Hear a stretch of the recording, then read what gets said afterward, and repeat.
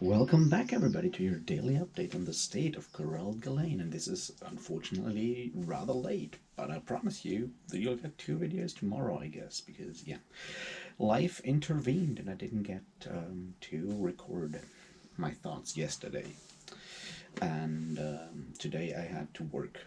Today, yeah, I had actual work to do, including shipping vinyl records to Chile, which is incredibly expensive at the moment. But apart from that, I watched a bunch of really cool movies, short films, and helped with audio description creation for those, which was fun. Anyway, let's get into chapters 3 and 4 of Fall of Light.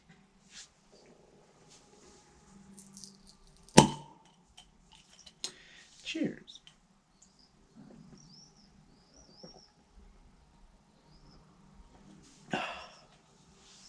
All right. So, where to start? I feel like chapters 3 and 4 kind of give us a bit more like, how to say, like, with chapters 1 and 2 we were introduced to to a lot of like not really new characters, but for whatever reason chapters 3 and 4 felt more like homecoming after my break between after Forge of Darkness. We met a ton more characters. Maybe it's also just like more characters that I enjoyed, and there's a lot of interesting shit happening in chapters 3 and especially also 4. And we're gonna go through all of that. Third thing though, however, is like look at themes. And one of the themes of chapter 3 and one of the themes that we like have a lot of in like Malazan stuff in general is the question of redemption. And that's one that and revenge and how those interplay with each other, and that's sort of like the overarching theme of chapter 3, I would say. And other things, so we have these prisoners in the mining camp, and obviously it's mining camps are one of Steven Eriksson's favorite locations, I guess. It's like, if I think about it, at least a third of it of its kind that I've come across in um, in my Malazan readings. But it kind of makes sense because prison camps that are working camps, or especially mines or quarries, are something that we have a lot of in history. It's been like there forever because it's very dangerous, hard work, kind of difficult work depending on whether you do what you do. If it's mining or if it's like quarrying, it's hard work. It's dangerous. Sometimes you need to be rather small because it's like tiny tunnels and shit, which we get a lot of in Toll the Hounds. But in general, you have the whole idea that mining and quarrying is not a job that gets you a long life. It destroys your lungs, it destroys your bodies. There's the constant danger of dying. So obviously, humanity, being the practical beast that it is, figured out let's have that work done by people we don't like or we don't care for. So let's use children, let's use slaves, or let's use condemned prisoners. And that's something that we have done forever and ever. Like whether it's the quarries were like one of the main prison, like being sentenced to work in the quarries was one of the main on mines was one of the main punishments in ancient Athens. It's something that we've seen all over like the world ever since. So obviously, with Malazan being that reflection of our world that it is, or in this case, obviously, for Fall of Light being that reflection of the world that it is, it makes a lot of sense to have these mining pits in there. And also, obviously, the theme of someone being freed from the work in a mining pit is something that we have a lot of in fiction, right? There's usually like two ways of getting out of that pit. It's like you go out there for revenge, or you go out there for redemption. Most of the time, you go out there for revenge. It's like, I don't know, those prison holes. Wasn't it like one of those last Dark Knight Batman movies? The third one, yeah, the third one, the one with Bane, I think. God knows what that film was called. Anyway, I'm done. Another classic in fantasy, obviously, is Conan the Barbarian. Although in this one here we have like no Wheel of Pain, but still we have people in there that are in there for more or less just reasons, and they get a second chance by joining the re-established Hust Legion, now also with Hust armor, and that's a plotline that I'm really looking forward to, because there's several things going in there, and we come to the point that, like, having read the Malazan Book of the Fallen, we kind of know what happens to that Hust Legion, right? It ends up in Starvald's Demolane, killing tons and tons of dragons. So to see how this new Hust Legion, now with the Hust swords and the Hust armor, is going to become that thing at the end of the Carcanas trilogy is something that I'm really looking forward to.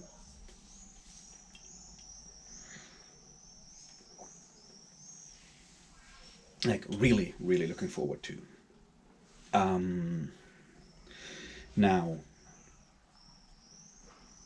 I also want to look quickly at the idea of cowardice. Now, cowardice is, because bravery is one of those things that gets like touted about as a virtue, obviously, and it gets glorified. Bravery is something that gets glorified all the time. Now, obviously, the kind of bravery that gets glorified is, this is like a callback to that introduction of book one, is oftentimes in martial things. Like, we like our brave heroes. Heroes are always brave. Heroes do a lot of dumb shit, actually. Bravery, you know, that this is saying that like the line between bravery and stupidity is very thin, and oftentimes you need to be stupid to be brave, which is something that we have like picked up here again by the guy who might be called Wareth, something like that. I'm not good with the names, also, like, it's over 24 hours ago since I read that, so there's that. Anyway, that guy, the former Hust soldier. Now, obviously, desertion in an army is a different thing. It's like you fight, or you're trained to fight, which is difficult enough, because making people kill other people in something that is not self-defense is definitely something that is difficult, as far as I understand it. I mean, I've never tried to kill someone, especially not in cold blood, but apparently it's not easy to do. So, and battlefields are terribly confusing places by all accounts, especially, no, well, I guess they're always confusing places. So there's that.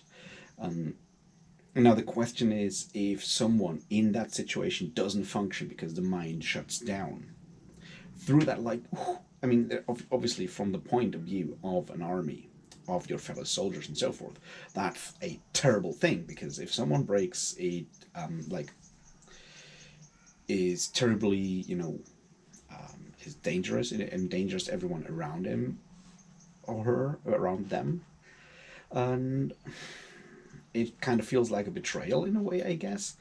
But on the other hand, through that huge, like, idea of cowardice and bravery, there's a terrible mechanism that makes something that is, at its root, most likely a physical or mental reaction far outside of conscious control of the person having that reaction.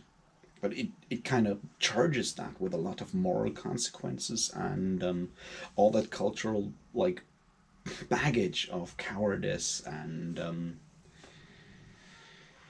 bravery, which then makes healing from that trauma so much more difficult, which, you know, obviously is something that we see not only with soldiers, but the idea that, like, of cowardice in so many things, like holding us back, the pain from cowardice, right? It's something like, I guess most of us have been in situations where we acted cowardly, if we want to use that word. We may have panicked and not done the right thing, or not functioned as we wanted to function, whether that was at an exam where we had a panic, or where we had a panic attack or something. Like, you know, it's something that a lot of us deal with, and I guess most of us have done cowardly things in our lives. It's so very often unavoidable.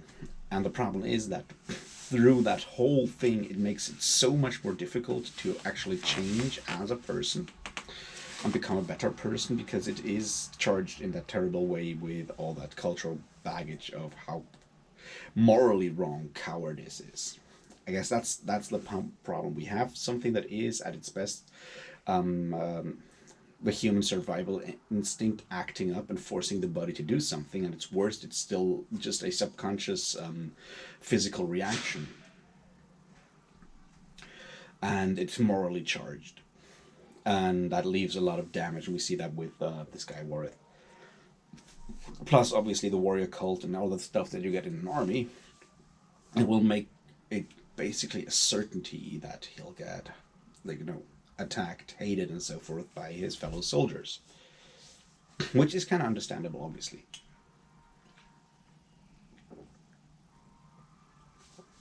But yeah, he obviously gets his chance at a redemption, a very reluctant one at that.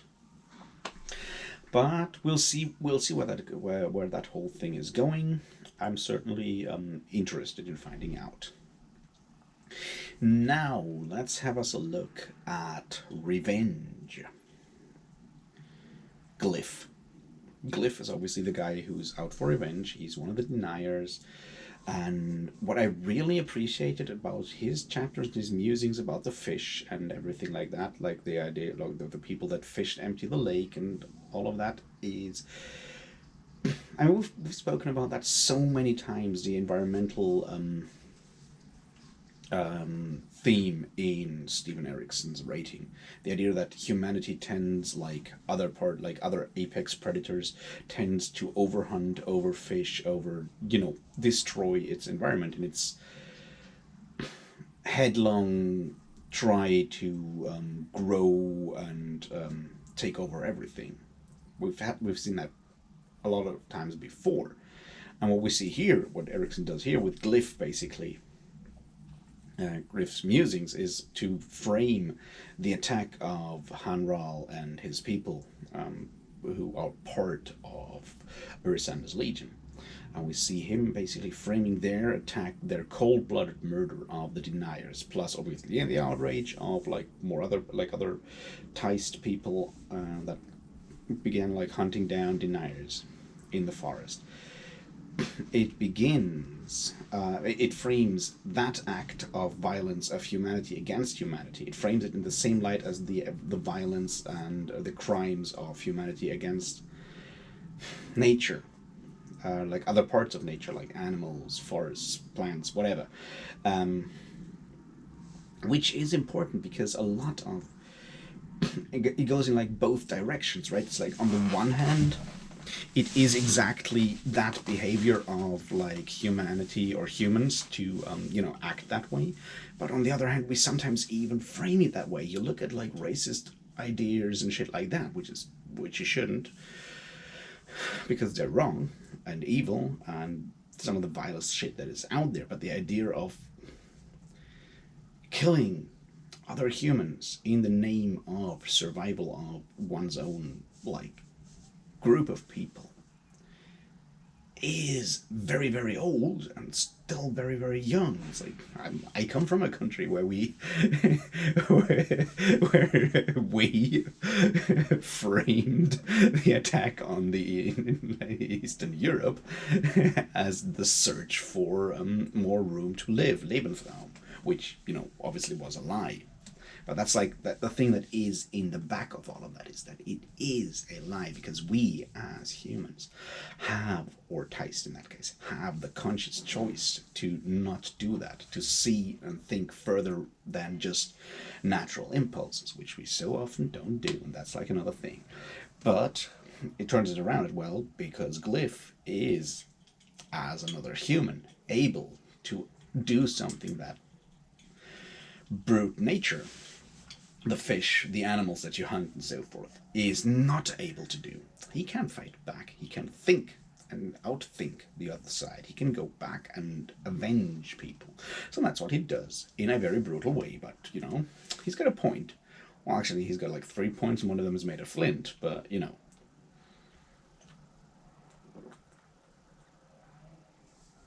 So we see that part. And we come to the really, like, one of the most interesting characters ever. We're going to talk about that when we come back to chapter 4, obviously. But in chapter 3, we already meet him again, Narad. And this is going to be so fucked up. Because Narad returned. You remember Narad? Right. He returned to the village where he killed that girl that crawled out of the burning house, which is Glyph's sister, Glyph's family, and now he's living there because of like trying to live with his own deeds and his past and so forth. And Glyph befriends him.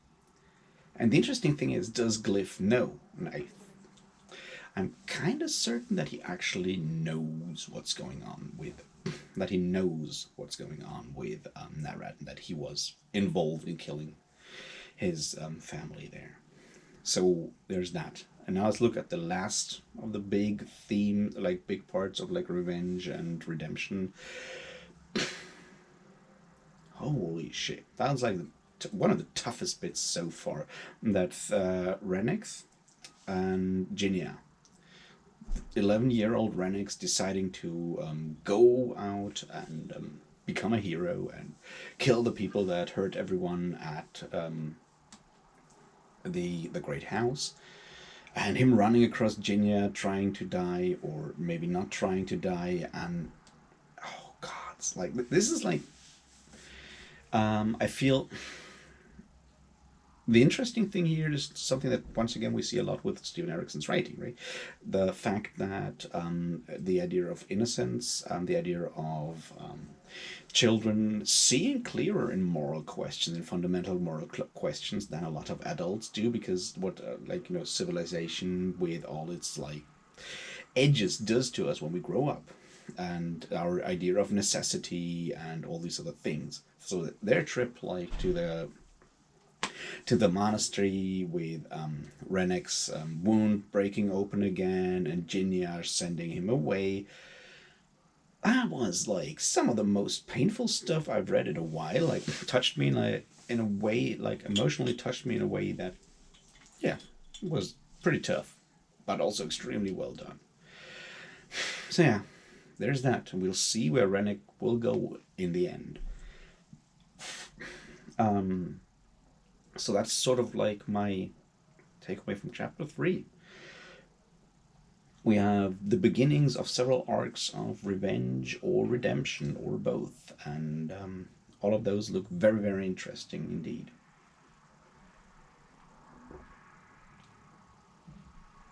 Let's have a look at chapter 4, where other interesting things happen. We certainly have the weird thing. Now, this is one of those chapters I feel where a lot of like lore shit happens, like lore stuff happens. I'm not good with lore, so I'm probably getting shit wrong all the time, getting stuff wrong all the time. But the idea of the Sheikh monks, like the assassin Kaplo Dream and Warlock Resh and the witch whose name I've already forgotten again. The witch summoning whatever lives at that waterhole and being torn apart by it. That was interesting because of like Kaplo's like visions when he was kind of taken over by this weird, maybe something leopard, hyena, whatever divers thing, but a very primal divers. So that's fascinating, because what we see there is that the divers apparently got created by the Aerosol being hunted down by the dog runners, whom I so far, even though we haven't met them yet, think are the future Clan Imas, or the future Imas, to be fair, to be the future Imas. Them hunting down the Aerosol, which are sort of like their like predecessors, and those fleeing Aerosol melding spirits with leopards to become soul taken or divers in this case. And that's pretty mind-boggling because apparently it's so much more powerful than anything that happens with the Jack and the Jellican. So there was that. But before that, we even have the idea that interesting discussion about the church, which I feel is even more poignant now with like recent events in Canada, for example, than it. I mean, generally, it is generally always poignant. It just feels like a odd timing right now. But the idea that the Sheikh took in the deniers' children and sent the rest of the deniers on their way, which is highly problematic in itself. And then we learn that there is the very personal interest of the leader of that one monastery in there because he has hungers that are reprehensible, at least, and even more, and so forth. And the question of, even though they may actually do something good for the children, if the moral, like if the motivation of the person who starts it is based, does this help? Or does this, I mean, does this actually change or damage the overall deed done? And also the fact how, like, religious organizations, religious institutions over time, like very quickly, and this is all like in Capital Dreams, like reflections at the beginning of the chapter, that how a religious organization loses its original like virtue in a way. I guess virtue is one of the words to use there. Uses that from like the further it gets away in time from its original founding moment, which may be a very, very good, positive thing indeed. But with every generation, the more the structure ossifies, the more it becomes self serving in a way. Survival of the thing becomes its main like thing. And yeah, uh, how in such a in such a structure, um, evil people, more morally reprehensible people, are able to live out their predilections and things because the structure works to their benefit. So yeah, rather poignant at the moment, as always. Which begs to begs the question, like, is there a way to actually have like working, proper working, what's it called? Yeah, proper working, like an organized religion that it holds to its like tenets and actually remains the force for good that it sets out to be. I don't know.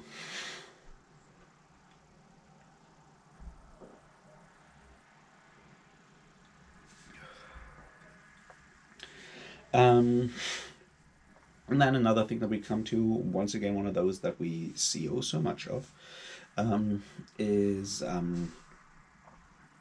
people not talking with each other, and thus creating more harm than good. What I mean is Kagamandra Tulas looking for Pharaoh Hand and coming across Khalat Hussein and Spinok Durav and his crew, and Khalat not telling the truth, or not telling anything to Kagamandra Tulas because he's pissed off because Kagamandra Tulas is a was an officer of the Legion, of Resender's Legion, and Hussein is already pissed at the Legion, even though he apparently has not yet heard of that battle. Obviously, he hasn't heard of the battle yet from chapter 1 yet, so there's that. But still, a lot of stuff would probably have gone a different way if those people had actually talked to each other. Interesting though, like the idea of like Kagamandra Tulas and his brothers, and what actually broke him, which once again was his father not accepting him in a way. And that, yeah, as I said before, is one of the themes that we see a lot with Stephen Erickson's writing. That very, very difficult and very fraught relationship between fathers and sons, or parents and children in general, which, yeah, you know, is obviously a very important aspect of it. So yeah, there's that. And to kind of wrap it up, because this is more like Fall of Night than Fall of Light tonight. Yeah. The Watch. Yedan Narat.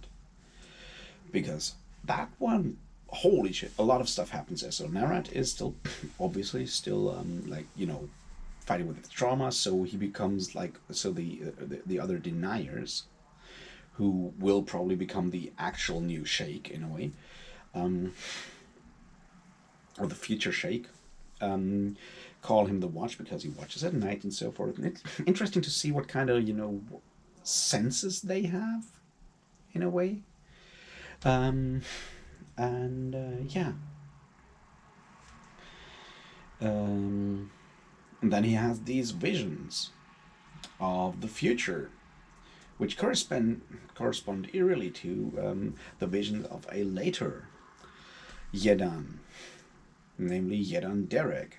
And yeah, it's basically he wanders into the mind of Yedan Derek in Dust of Dreams and talks to Ion Tovis, which, holy shit, that boggled my mind when I read it first. But it's interesting.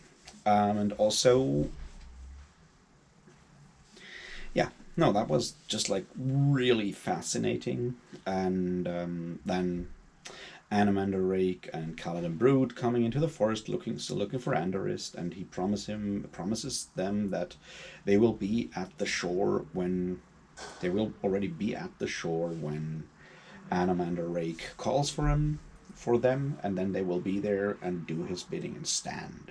And no one really kind of knows what it is, but they call the shore Emerland, so you know that's gonna be interesting to say the least. So this I feel is one of the first moments where I really like sort of through Forge of Darkness, which I enjoyed a lot, and up to this point it was me like jumping around in Curled Galen and picking up all these pieces like, wow, how could that fit to this later thing, how could that thing fit to this later thing. And like this moment, like with Yeda and Narat and the Yeda and Derek connection, was like the first time it really hit me how integrated these things are on a mystical level as well as on a literary level. And that was just, yeah, holy shit.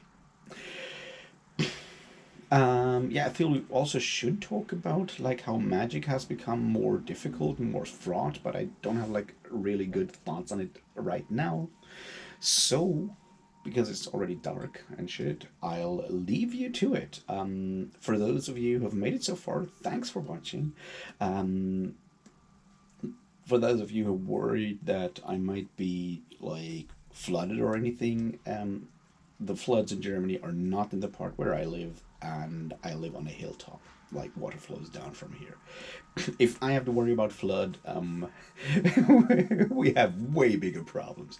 But anyway, thanks for watching, and I'll talk to you tomorrow about more Fall of Light. I'm excited. And until then, cheers.